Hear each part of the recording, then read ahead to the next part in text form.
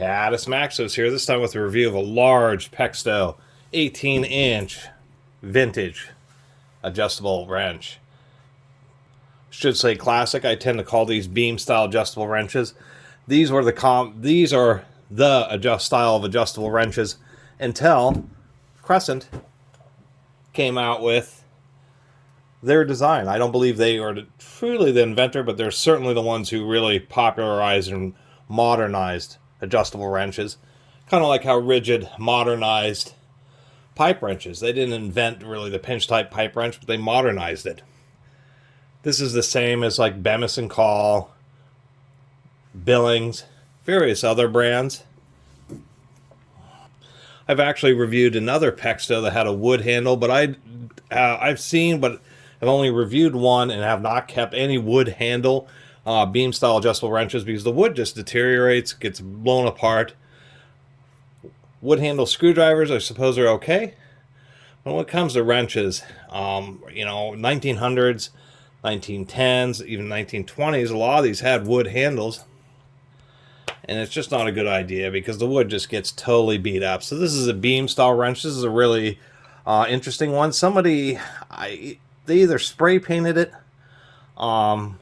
matte black, or this may be some kind of anti-rust agent.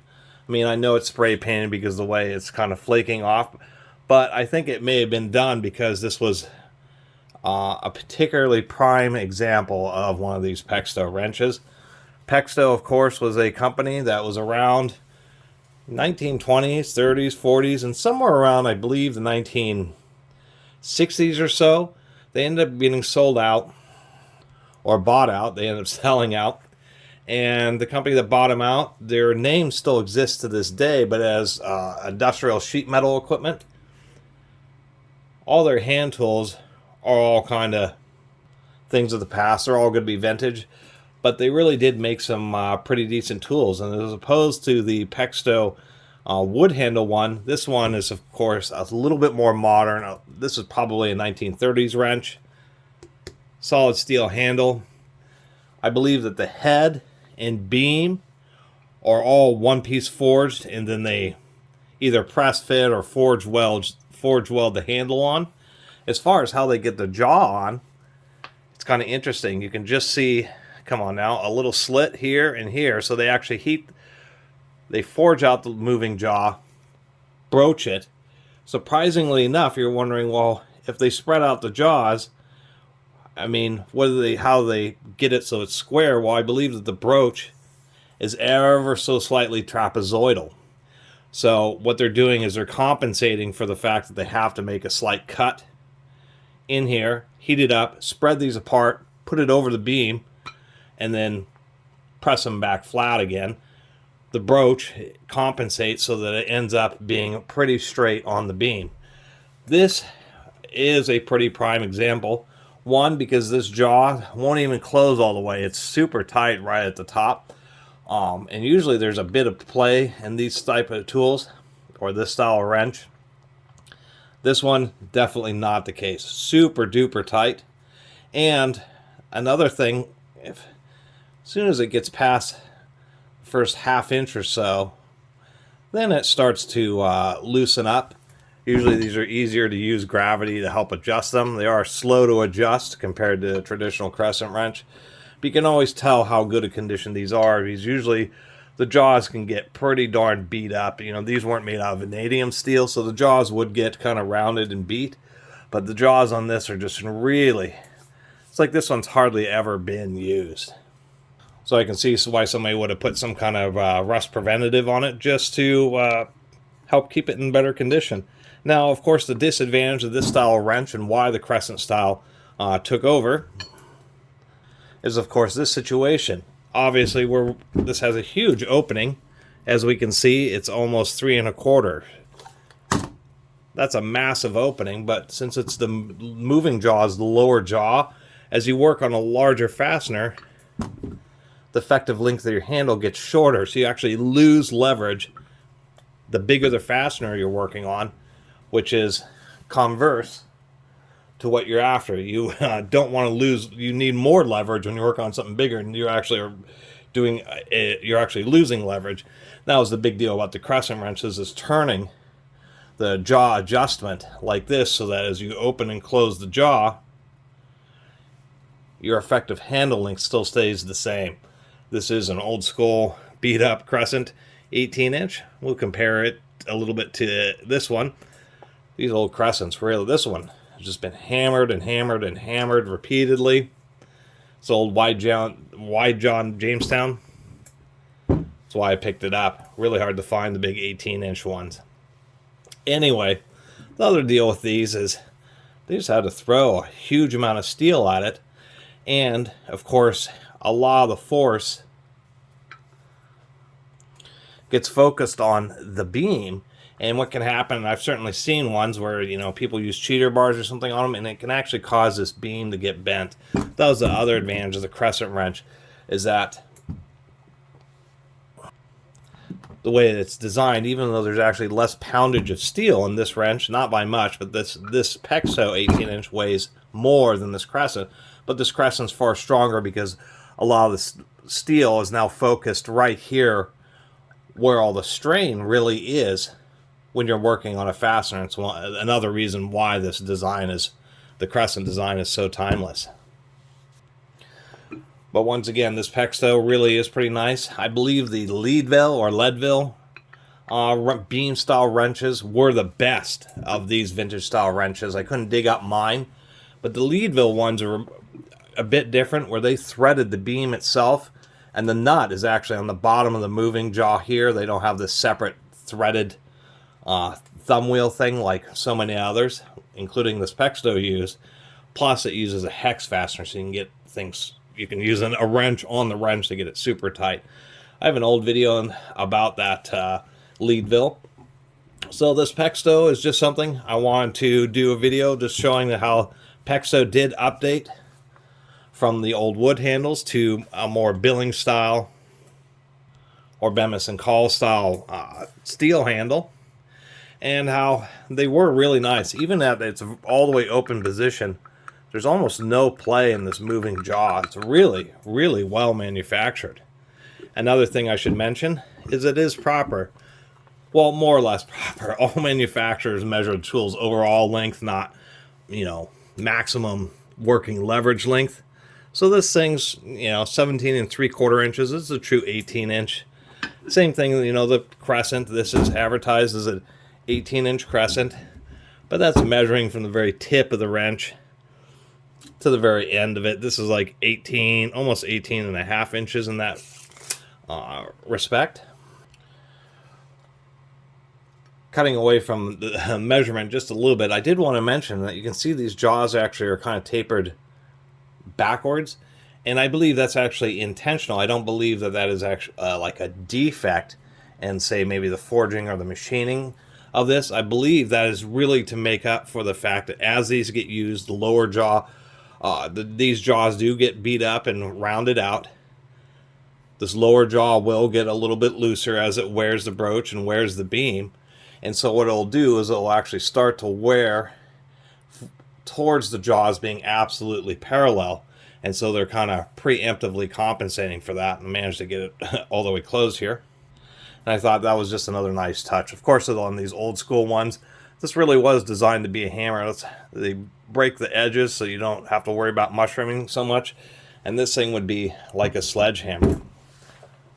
Of course, we can compare to another old school wrench which has been made for more than 100 years, and Channel Lock and various other companies still make them. This happens to be an old diamond.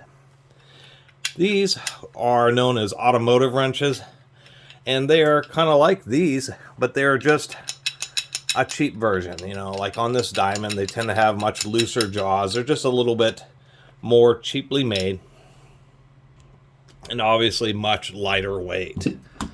And of course, if we're speaking about these types of vintage wrenches, we can't forget the Trimo or the Trimos. Now, the Trimont wrenches were always a bit annoying. Of course, this one is size 18 inches.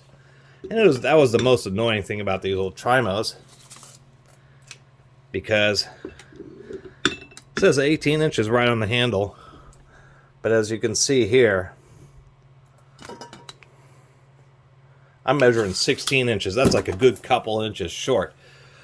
The difference with the Trimos and what, they got their patent on, and this patent was issued in 1911.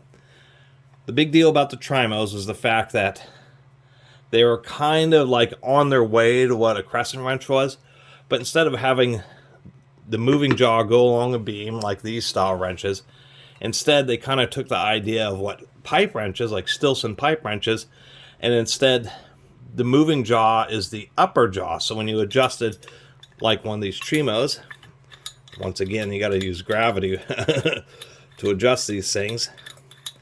The difference with the Trimo is, since the moving jaw is the upper jaw, as you adjust the size, you still maintain the same amount of leverage on the handle, because the jaw isn't traveling down the handle, the jaw is moving upwards. And I think that's kind of why they fudge, why it's this 16-inch wrench is fudged as an 18-inch wrench, because effectively, if you're working like on a 2-inch fastener, you're going to get a lot more leverage than you do on these more older school style.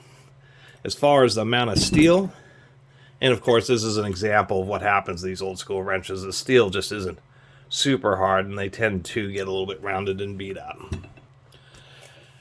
As far as weight is concerned, this still takes the cake. This is still probably, for an 18-inch wrench, this is the heaviest 18-inch wrench I own. This thing is probably 12 pounds of steel. This thing is just hugely heavy. It would suck to have to be on some type of service job where you have to carry something like this around. That's just another 10 plus pounds of steel you got to carry around. The Trimos, due to the nature of them having just to throw an immense amount of steel, and this upper portion are also really heavy for their size. But I think the Trimo is still a little bit lighter than this Pexto. And even though this is an old wide jaw, heavy crescent wrench, this thing probably weighs a good pound, 2 pounds less than this equivalent size Pexto, just because the steel has just been placed much more efficiently on this crescent wrench. And of course, for lighter duty work, and many times these automotive style wrenches work just fine. That's, I think, the reason that these became popular, from the 1900s, 1910s, and they still make them up through today, is just the fact that they probably will get the job done 90% of the time. And especially, prior to World War II and World War II era, the difference being that you could get 90% of the work done with a wrench that weighs half as much as something like this. Anyway, that's my really overly long video of this old school Pexto 18-inch large classic style adjustable wrench. I was really stoked to have picked up one once again that was just in absolutely superb condition, and allowed me a chance to update versus that really old Pexto with the wood handle, to show that the Pextos did at one point did put in steel handles and did get rid of the wood, and that they're a fine quality wrench. And not just finding one that's in good condition like this, but I was pretty stoked to find a large 18-inch one, because usually these large wrenches, they were used. Somebody wasn't going to spend the money on a large wrench to hang it up on their wall back in the 50, 100 years ago. Actually more than 50, probably 75, 100 years ago. They were buying it because they needed to get some work done, and they were used. I've seen lots of old wrenches, and I probably passed up on 95% of them because they are torn up, bent, just also handles bent all over the place, jaws that are just totally destroyed. It's really surprising, how beat up old wrenches are, and part of it's because they didn't have chrome vanadium steel, and so they just didn't hold up as well to the abuse. And once again, big wrenches, like these big Trimos and automotive wrenches, these big crescent wrenches like this one, these crescent wrenches just did use alloy steel, and they were really pretty darn tough. People bought them to use them. Anyway, really appreciate everybody who's been watching and subscribing. If you haven't subscribed, please do. Till next time, Catus Maximus out.